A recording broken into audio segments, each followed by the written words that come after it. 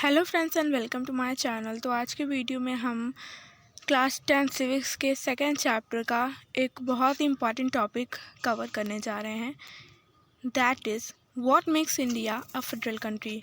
Okay, so इसका मतलब ये हुआ कि ऐसे कौन कौन सी चीज़ें हैं जो इंडिया को एक फेडरल कंट्री बनाती हैं। तो आइए स्टार्ट करते हैं। हमने देखा कि किस तरह से स्मॉल कंट्रीज़ जैसे बेल्जियम, श्रीलंका, इन्होंने कितनी सारी प्रॉब्लम फेस की अपने डाइवर्सिटी को मेंटेन करने के लिए। मतलब यहाँ पे इतना ज़्यादा रिलीजन का डिफरेंस था, इतने डिफरेंट डिफरेंट लैंग्वेज बोलते थे, किस तरह से इन्होंने इतना प्रॉब्लम फेस किया। लेकिन इंडिया का क्या, जो कि एक वास्ट, एक बड़ी कंट्री है, यहाँ पे इतने सारे लैंग्वेज बोले जाते हैं, इतने सारे रिलीजन के लोग हैं, इतने डिफरेंट डिफरेंट रीजन्स पे रहते हैं, इंडिया का क्या। हम देखेंगे कि यहाँ पे जो पावर शेयरिंग अरेंजमेंट है वो कैसा है। आइए शुरू करते हैं कॉन्स्टिट्यूशन से।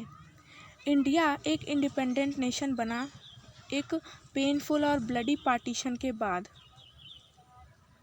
और इंडिपेंडेंस के बाद क्या हुआ, कुछ प्रिंसली स्टेट थे जो राजा महाराजा पहले चलाया करते थे, तो वही प्रिंसली स्टेट थे जो कि हमारे कंट्री का पार्ट बन गए।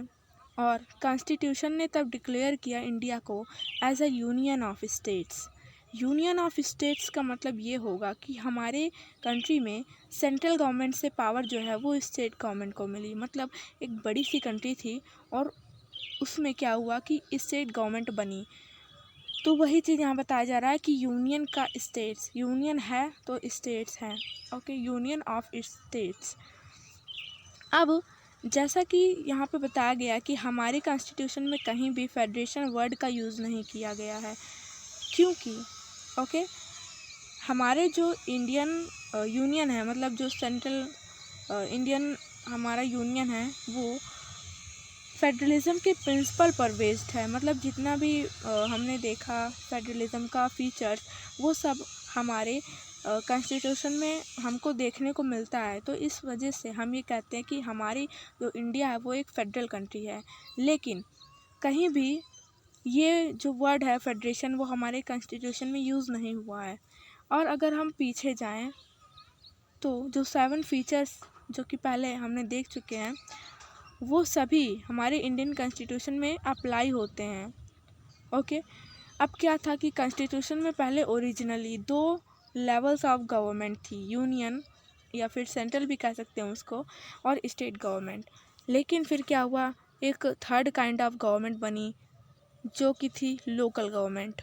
अर्बन एरियाज़ में इसको बोलते थे म्यूनिसिपैलिटीज़, एंड रूरल एरियाज़ में पंचायत सिस्टम था, पंचायत सिस्टम होता है।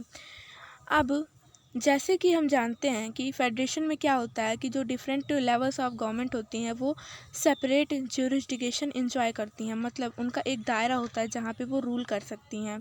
तो इसी तरह कॉन्स्टिट्यूशन में भी हमको 3 डिस्ट्रीब्यूशन दिया है कि पावर को किस तरह से डिस्ट्रीब्यूट किया गया है, central government, state government and local government में।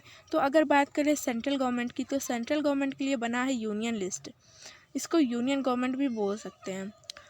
तो यूनियन लिस्ट में ऐसे सब्जेक्ट आते हैं जो कि नेशनल इम्पॉर्टेंस से रिलेटेड होते हैं, पूरे नेशन से रिलेटेड होते हैं। जैसे कि डिफेंस सिस्टम हो गया, foreign affair, banking, communication and currency.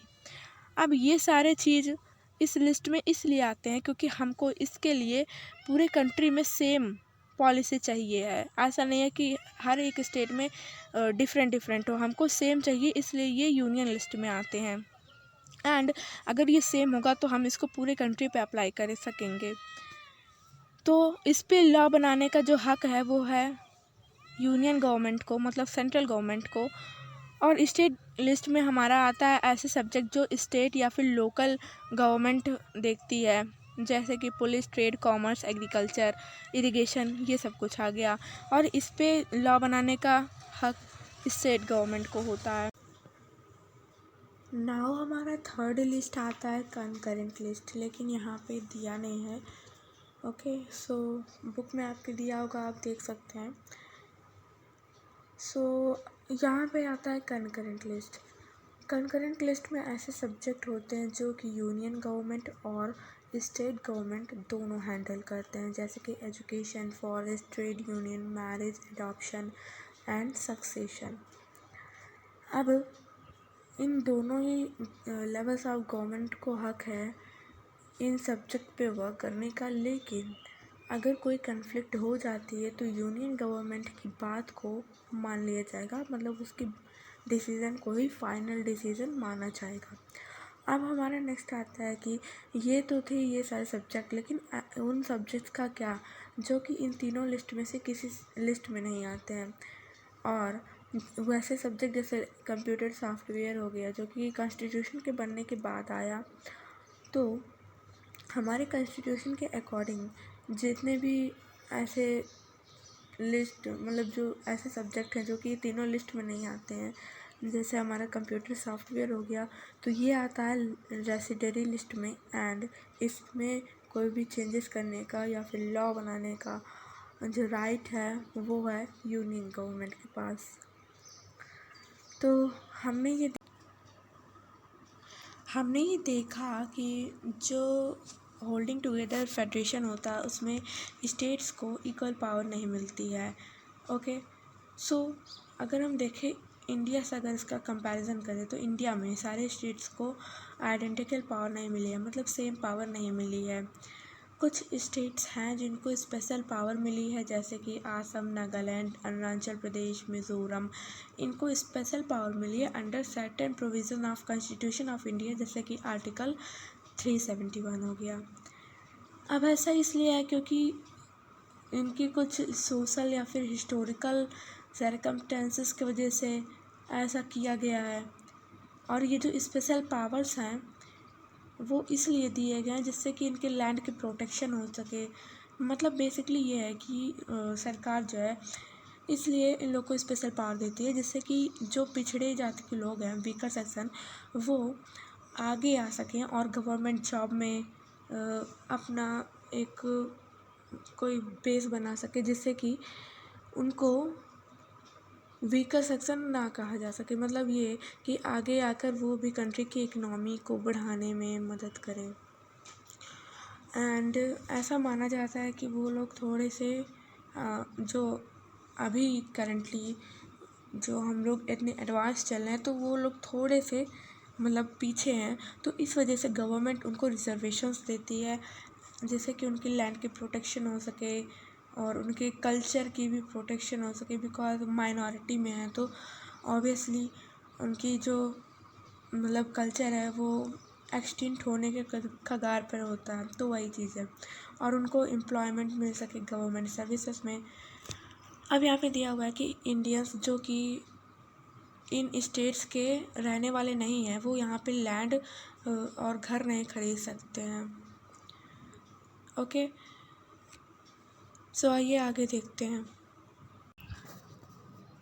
अब कुछ ऐसे भी यूनिट्स हैं इंडियन यूनियन के जो कम पावर इंजॉय करते हैं, और ये जो एरियाज़ हैं ये इतने ज़्यादा छोटे हैं कि इनको इंडिपेंडेंट स्टेट बनाया ही नहीं जा सकता, और ना ही किसी एग्जिस्टिंग स्टेट में मिलाया जा सकता है। मतलब जो पहले से एग्जिस्टेड है स्टेट उसमें मिलाया जा सकता है। ये एरियाज़ हैं जैसे चंडीगढ़, लक्षद्वीप, और हमारे जो कैपिटल सिटी है दिल्ली का, वो दिल्ली, मतलब दिल्ली भी एक स्मॉल एरिया में ही आता है जिसको हम जनरली बोलते हैं यूनियन टेरिटरीज। तो ये यूनियन टेरिटरी के पास स्टेट जैसी पावर नहीं होती है, और जो सेंट्रल गवर्नमेंट होती है उसके पास स्पेशल पावर होती है इन एरियाज़ को रन करने के लिए। अब ये जो शेयरिंग है पावर का यूनियन और स्टेट गवर्नमेंट के बीच, ये बहुत ही बेसिक स्ट्रक्चर है कॉन्स्टिट्यूशन में। अब अगर हम चाहें कि इसके अंदर चेंजेस कर लें तो ये पहली बात तो इजी नहीं है, लेकिन अगर हम चाहते हैं कि चेंजेस करना है तो पहली बात पार्लियामेंट अकेले इसमें चेंजेस नहीं कर सकती। अगर इसमें कोई चेंजेस करनी है तो पहले तो इसे दोनों हाउसेस से पास होना होगा, it means Lok Sabha and Rajya Sabha, with at least 2/3 majority, मतलब 2/3 मेजोरिटी के साथ दोनों हाउसेस से पास होना होगा लॉ को। उसके बाद जितने स्टेट्स हैं टोटल उनका आधे स्टेट से परमिटेड होना चाहिए, मतलब आधे स्टेट्स के मिनिस्टर्स जो है चीफ मिनिस्टर्स उनकी भी सहमति होनी चाहिए। और जुडिशरी एक इम्पॉर्टेंट रोल प्ले करता है, मतलब कॉन्स्टिट्यूशन में। जिससे क्या होता है कि अगर कोई डिस्प्यूट हो जाता है किसी गवर्नमेंट के बीच, जैसे सेंट्रल स्टेट हो गया या फिर दो स्टेट गवर्नमेंट, तो वो कन्फ्लिक्ट को सॉल्व करने का काम करता है। जैसे हाई कोर्ट, सुप्रीम कोर्ट, ये सब गवर्नमेंट होता है जो कि डिस्प्यूट में एक सल्यूशन निकालते हैं, जिससे कि डिस्प्यूट कम हो जाता है। ओके, सो ये तो थी चैप्टर्स। एंड यहाँ पे लास्ट में ये दिया हुआ है कि यूनियन और स्टेट गवर्नमेंट के पास पावर होती है कि वो टैक्सेस बढ़ाकर और मतलब टैक्सेस लेते हैं और उससे रिसोर्सेज क्रिएट करते हैं। तो ये तो थी ये chapter federalism. And next video में हम डिस्कस करेंगे इसके कुछ इम्पॉर्टेंट क्वेश्चंस। तो तब तक के लिए thank you so much. And अगर आपने वीडियो को देखा है, आपको वीडियो अच्छी लगी तो चैनल को सब्सक्राइब कर दीजिए एंड बेल आइकन को भी ऑन कर दीजिए, जिससे कि आपको आने वाली वीडियोस की नोटिफिकेशन पहले ही मिल जाए। सो